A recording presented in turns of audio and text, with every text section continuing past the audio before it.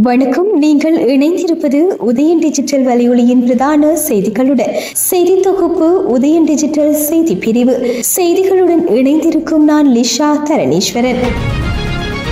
யாழ்ப்பாணம் இளவாலையில் நேற்றிரவு இடம்பெற்ற விபத்தில் குடும்பஸ்தர் ஒருவர் உயிரிழந்துள்ளதுடன் அவரது மகன் படுகாயமடைந்த நிலையில் சிகிச்சைக்காக மருத்துவமனையில் சேர்க்கப்பட்டுள்ளார். பெரியவிளான் பத்திரிமா தேவாலயத்திற்கு அருகில் வசிக்கும் 76 வயதுடைய நபரை உயிரிழந்துள்ளார். சம்பவம் தொடர்பில் தெரிய வருவதாவது, நேற்றிரவு 9:30 மணியளவில் பெரியவிளான் பத்திரிமா தேவாலயத்திற்கு அருகாமையில் வீதியில் நின்று கொண்டிருந்த போது தனியார் பேருந்து ஒன்று தனது சேவையை முடித்துவிட்டு சென்று கொண்டிருந்த வேளை தந்தை மகன் ஆகிய இருவர் மீதும் மோதியுள்ளது. இந்த விபத்தில் படுகாயம் அடைந்த இருவரும் தெல்லிப்பளை ஆதார மருத்துவமனையில் சிகிச்சைக்காக சேர்க்கப்பட்ட நிலையில் சிகிச்சை பலனின்றி தந்தை உயிரிழந்துள்ளதோடு மகன் தொடர்ந்தும் சிகிச்சை பெற்று வருவதாக போலீசார் தெரிவித்துள்ளனர். பேருந்தின் சாரதி தப்பி சென்ற நிலையில் பேருந்தை எடுத்து சென்ற இளவாலை போலீசார் விசாரணைகளை மேற்கொண்டு வருகின்றனர்.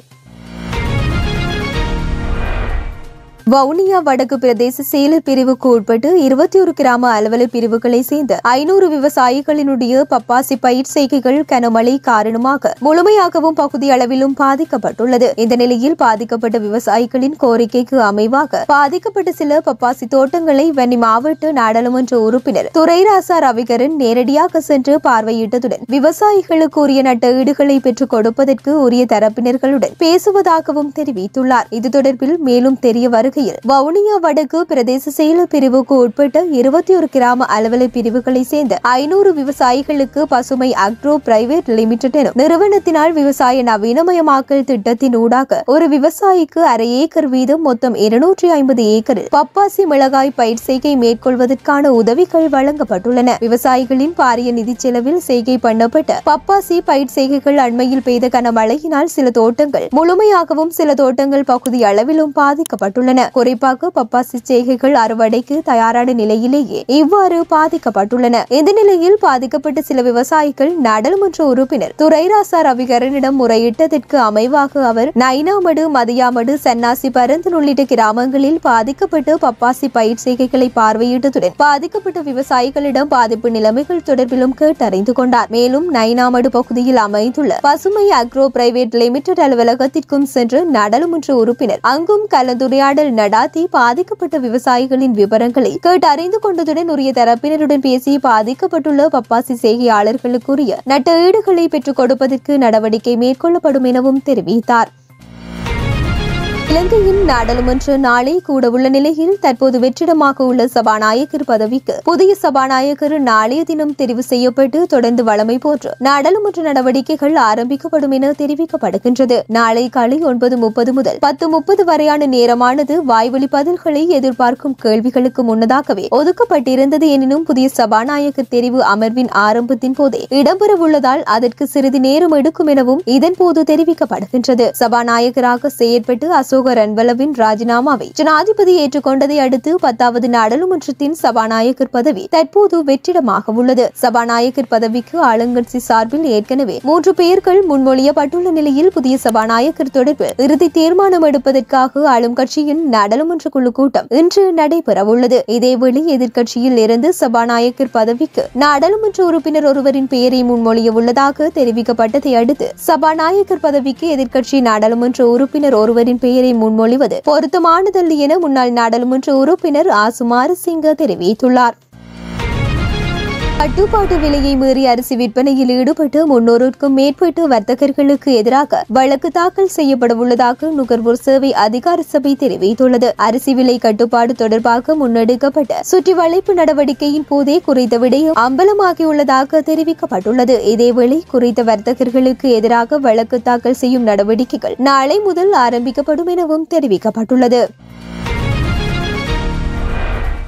மின்சார கட்டண திருத்த பிரேரணைக்காக பொதுமக்களின் கருத்துக்களை பெறும் நடவடிக்கை நாளை முதல் ஆரம்பிக்கப்படும் என இலங்கை பொது பயன்பாடுகள் ஆணைக்குழு தெரிவித்துள்ளது. இதன்படி ஜனவரி 8ஆம் தேதி வரை இந்த நடவடிக்கைகள் முன்னெடுக்கப்பட உள்ளன. இது தொடர்பான முன்மொழிவுகள் மின்சார கட்டணங்கள் இலங்கை பொது பயன்பாடுகள் ஆணைக்குழு 6வது தளம் இலங்கை வங்கி வர்த்தக கோபுரம் கொழும்பு 3 என்ற முகவரிக்கும் அல்லது info@pujcsl.gov.lk என்ற மின்னஞ்சல் ஊடாகவும் பொதுமக்களின் ஆலோசனைக்கு அனுப்பப்படலாம் அல்லது 0764271030 என்ற வாட்ஸ்அப் எண்ணிலும் நீங்கள் கருத்துக்களையும் ஆலோசனைகளையும் சமர்ப்பிக்கலாம் என தெரிவிக்கப்பட்டுள்ளது. இதேவேளை இலங்கை மின்சார சபையினால் சமர்ப்பிக்கப்பட்டுள்ள மின்சார கட்டண திருத்த யோசனை தொடர்பான இறுதி தீர்மானம் எதிர்வரும் ஜனவரி மாதம் 17ஆம் தேதி அறிவிக்கப்படும் என பொது பயன்பாடுகள் ஆணைக்குழு தெரிவித்துள்ளமை குறிப்பிடத்தக்கது.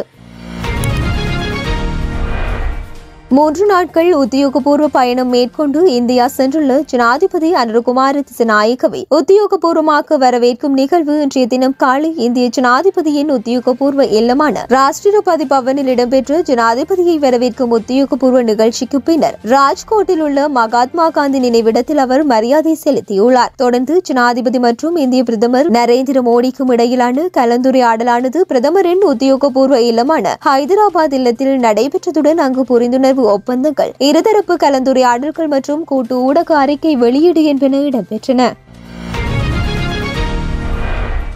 தாய்லாந்தில் பெருமளவானவர்கள் கூடியிருந்த நிகழ்வொன்றில் இடம்பெற்ற குண்டுவெடிப்பில் 3 கொல்லப்பட்டுள்ளதுடன் பலர் காயமடைந்துள்ளனர். பண்டிகை ஒன்றை குறைக்கும் கொண்டாட்டங்கள் இடம்பெற்றுக் கொண்டிருந்த வேளை வெடிபொருள் வீசப்பட்டதாக தகவல்கள் வெளியாகியுள்ளன. தாய்லாந்தின் வடபகுதி டக் மாகாணத்தில் உள்ள உம்பாங் மாவட்டத்தில் வருடாந்தம் இடம்பெறும் பண்டிகை நிகழ்வின் போது இச்சம்பவம் இடம்பெற்றுள்ளது. காயமடைந்துள்ள 48 பேரில் 6 பேர் ஆபத்தான நிலையில் உள்ளனர் என போலீசார் தெரிவித்துள்ளனர். மக்கள் நடனமாடிக் கொண்டிருந்த இடத்தில் வெடிபொருள் விழுந்து வெடித்ததில் காயமடைந்த சிலர் மருத்துவமனைக்கு கொண்டு செல்லப்பட்டுள்ளதுடன் உள்நாட்டில் தயாரிக்கப்பட்ட வெடிபொருட்களே தாக்குதலுக்கு பயன்படுத்தப்பட்டுள்ளதாகவும் தகவல்கள் வெளியாகியுள்ளமை குறிப்பிடத்தக்கது. பங்களாதேஷ் கிரிக்கெட் அணியின் சகலதுறை வீரரான சாகிப் அல் ஹசன் ஐசிசியால் அங்கீகரிக்கப்பட்ட தேசிய கூட்டமைப்புகளால் நடாத்தப்படும் அனைத்து போட்டிகளிலும் பந்து வீசுவதிலிருந்து இடைநீக்கம் செய்யப்பட்டுள்ளார். அவற்றுள் உள்நாடு மற்றும் சர்வதேச போட்டிகளும் அடங்கும் என பங்களாதேஷ் கிரிக்கெட் வாரியம் நேற்றைய தினம் வெளியிட்ட அறிக்கையில் குறிப்பிடப்பட்டுள்ளது. இதேவேளை முன்னதாக சர்ச்சைக்குரிய பந்து வீச்சு காரணமாக இங்கிலாந்து வேல்ஸ் கிரிக்கெட் வாரியத்தின் அதிகார வரம்பிற்கு உட்பட்ட போட்டிகளில் பந்து வீசுவதில் இருந்து தேசிய அணியின் ஆல்ரவுண்டர் சகிப் இடைநீக்கம் செய்யப்பட்டதாகவும் அறிக்கை குறிப்பிட்டுள்ள நிலையில் சாகிப் அங்கீகாரம் பெற்ற சோதனை மையத்தில் மறுமதிப்பீட்டில் முன்னிலையாக்கி தனது பந்து வீச்சு பாணியை தெளிவுபடுத்தி இடைநீக்கத்தை நீக்குவதற்கு முயற்சிப்பார் என்று பங்களாதேஷ் கிரிக்கெட் வாரியம் இதன்போது தெரிவித்துள்ளது. சாகிப் அல் ஹசனுக்கு பந்து வீச தடை விதிக்கப்பட்டாலும் துடுப்பாட்ட வீரராக விளையாட முடியும் எனவும் ஒருநாள் போட்டிகளில் அவர் இன்னும் சிறந்த நிலையில் உள்ளதாகவும் கடந்த 4 வாரங்களாக ஆப்கானிஸ்தான் மற்றும் மேற்கிந்திய தீவுகள் தொடர்களுக்கு அவர் தேர்ந்தெடுக்கப்படாத நிலையில் தற்போது லங்கா T10 போட்டியில் பங்கேற்றுள்ளதாக தெரிவிக்கப்படுகின்றது. இத்துடன் உதயன் டிஜிட்டல் வலையொலியின் பிரதான செய்திகள் நிறைவடைகின்றன. தொடர்ந்தும் செய்திகளை உடனுக்குடன் அறிந்து கொள்ள எமது உதயன் டிஜிட்டல் வலையொலி பக்கத்துடன் இணைந்திருங்கள். வணக்கம்.